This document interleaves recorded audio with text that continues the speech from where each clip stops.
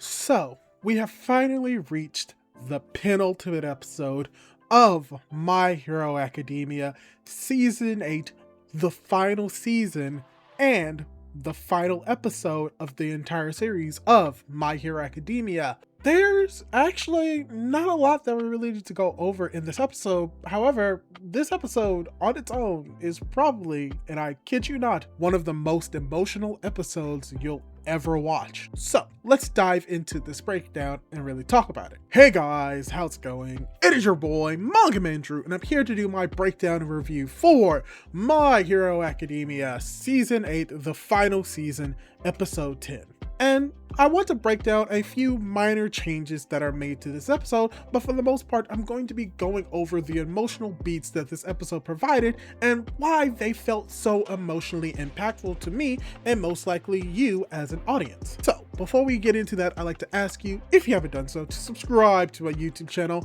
I've released my second reaction video to the final 3 episodes of My Hero Academia, so give that a watch if you haven't seen it already, as well as leave a like and a comment on this video and hit that notification bell to be notified for whenever I upload more content like this. And with that out of the way, let's dive right into this breakdown and review. And to start off, the episode is titled The Girl Who Loves Smiles, and it takes its name actually from manga chapter 428. And when it comes to new material that this episode covers, it covers new material from chapters 425 and 426, specifically pages 13 and 14 of those chapters, as well as it covers the entireties of 427 as well as 428, as well as pages 3, 5, all the way to 14 in chapter 429. And funnily enough, the cut pages that would have been in last week's episode actually begin and end this episode. And speaking on that, the episode begins with a slightly expanded upon scene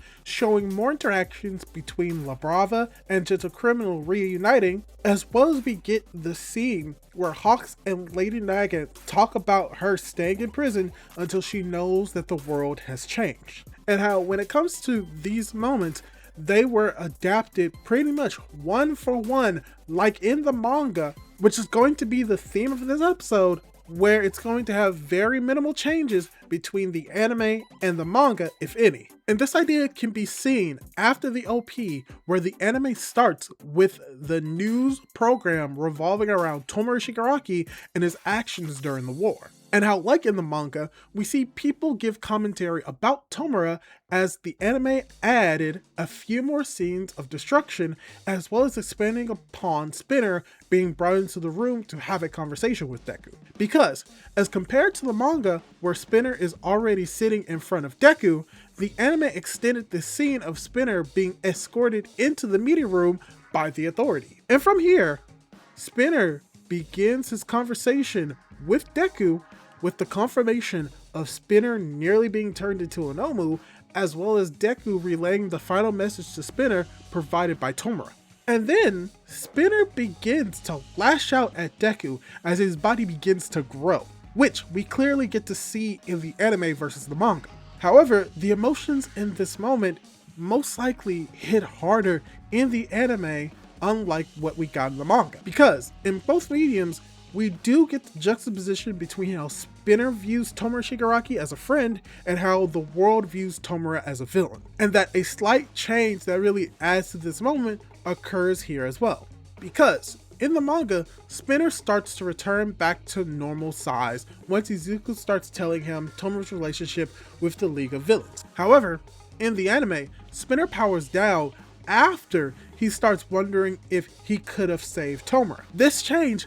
puts more emphasis and growth on Spinner calming down once he starts reflecting on his own views of Tomura, instead of having the burden being placed on Deku in this moment. Ergo, you have Spinner in the anime self-reflecting more than what we got in the manga. And while this is a very minor change, it does add to the emotional relevance of what's going on in this moment. And there are also a lot more small minor changes that were made to the scene as well. For instance, instead of the words being said about how the next All for One could be occurring now, being just a random voice in the manga, we get an actual face to that voice in the anime, showing that there's a little bit more weight and realism behind what is being said. And finally, another change that I did not expect that the anime would make would be this, which is after Izuku leaves Spinner and finishes the conversation, the anime adds a scene based on a volume extra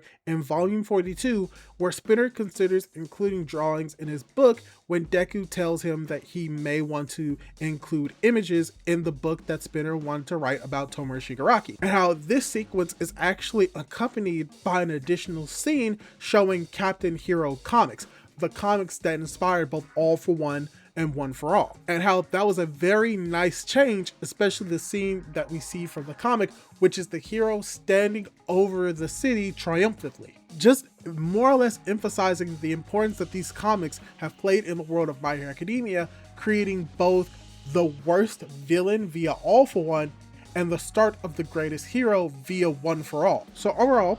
these are the only real major changes made to the episode between the anime and the manga, and everything else that plays out is nearly one for one between the manga and the anime, with once again very minor changes. But even so, how they adapted this scene and how they adapted this episode was done amazingly, and shown that the animators as well as the producers did show a lot of care for making this episode, as well as allowing it to be as emotional as possible. But speaking on some moments that have very little to no changes and are pretty much one for one adaptations between the anime and the manga, very much like the moment we talked about previously, the conversation and interaction between Kai Chisake and the boss are pretty much the same between the anime and the manga, with the only real difference is the anime putting more emphasis on how pathetic Kai looks in the anime versus the manga, due to them focusing more on his mental collapse in the anime versus the manga. And the same can be said about how we are introduced to the new first years after this moment who are chasing Shoto and Bakugo. Because in the manga, they seem to be only being chased by female presenting students or feminine students. But the anime shows more of a combination of both masculine and female presenting students chasing after Bakugo and Shoto. Also, something else, while small, is a very impactful change,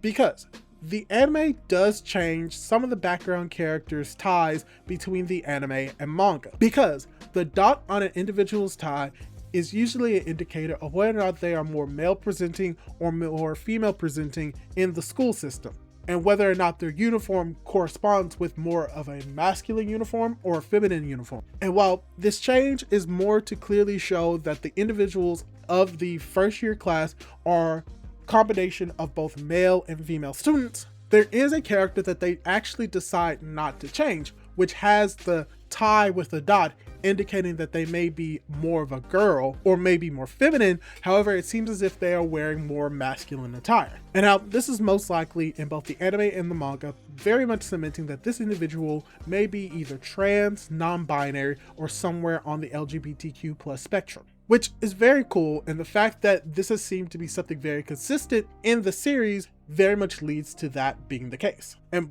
how it's very important, because this is the same individual that says that Deku was an inspiration to him, as Deku cuts over to his heart beating about Spinner, very much showing most likely a parallels between those who are seen as underrepresented individuals in the world of My Hero Academia, heteromorphs, and those who are more on the LGBTQ plus spectrum. So it's cool that they actually didn't change it, and allows for this speculation to continue within the world of My Hero Academia and this episode. But from here, the changes between the anime and the manga are minimal, because the comedic beats between the anime and the manga remain the same, as well as the focus on Deku's heart, Uraraka's stare, all of that being the same, as well as we get to see the students are beginning to help out in the restoration and rebuilding process of Japan, and how we do get some small changes here as well. For instance, we see the older individuals in the background appear earlier in the anime than when we see them in the manga, as in the manga,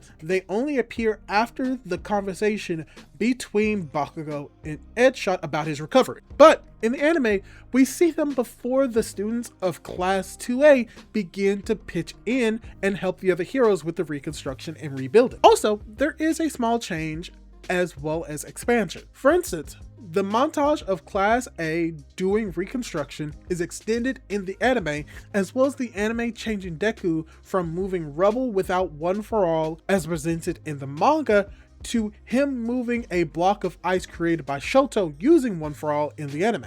And while this change is inconsequential, it does depict Deku in the manga to be more reliant on his own physical strength and not One For All, versus the anime version of Deku, who relies more on One For All in this moment, which means that he is using more embers. But as from here, we're beginning to approach the end of the episode. And from here, the anime and manga remain pretty much the same, from the first years and civilians helping out the heroes the best way that they can to Uraraka disappearing out of the blue. However, the anime cuts the narration explaining that the dorm restrictions were loosened after the final war, which explains why Uraraka might not necessarily need to stay on campus and why she seemingly disappeared. And this leads into the moment where Deku and Uraraka finally reveal how they feel about not just the situation, but about each other, as Deku declares that Uraraka was always his hero, and how this both allows them to finally be able to be vulnerable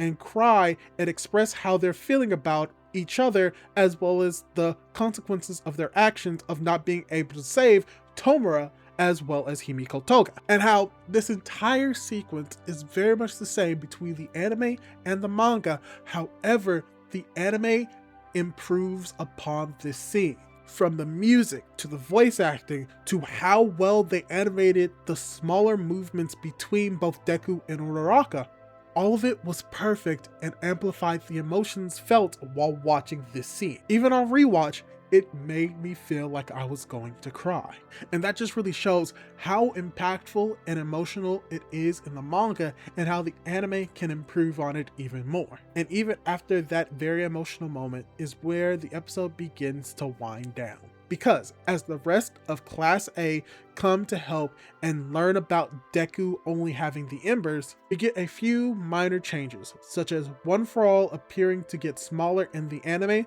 versus the manga, implying that Deku used up more of One For All to get to Uraraka than is shown in the actual manga, as well as we get the anime expanding and showing the entirety of Class B gawking at the Monoma statue, as well as we get a slight expansion on Aoyama's farewell party, as we get more and the entirety of Class A at the party as Eri begins to sing. And even then, after the credit rolls, the episode isn't quite done yet, because after the ending of the episode, we're actually shown the missing and cut sequences of a mysterious individual that should have been in the previous episode. However, even with this addition, the anime does make some changes, because in the manga, this character, who we learn from other external sources is named Koki, has a darkness quirk that appears to create dark viscous fluid from his hands. However, in the anime, they depict it as more of a thick purple smog, which actually appears similar to mist being produced by Warp Gate. And this may be a change that they made for this episode that could change in the next episode. This just shows that we're going to be getting that scene from the manga adapted into the anime in this upcoming episode, as well as looking at the previews of the anime expanding upon a lot of stuff that was sort of glossed over in the final chapter. And I can't wait to see what we have in store with that final episode. But yeah, this is my breakdown and review of this episode of My Hero Academia. This is going to most likely be a shorter breakdown due to it more or less being a summary and not really having a lot of major additions to the episode between the anime and the manga. However, for this segment of the manga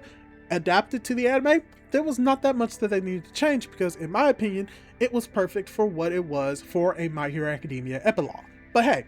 even though I liked how the anime adapted this sequence, let me ask you this: What'd you think of the episode? Did you like it? Did you dislike it? And do you think that the anime could have made more changes from the manga to the anime? Leave your thoughts down below, and don't forget to subscribe to my YouTube channel for more content like this. Do all that cool jazz, and hopefully I'll be able to catch you in my next video. Goodbye!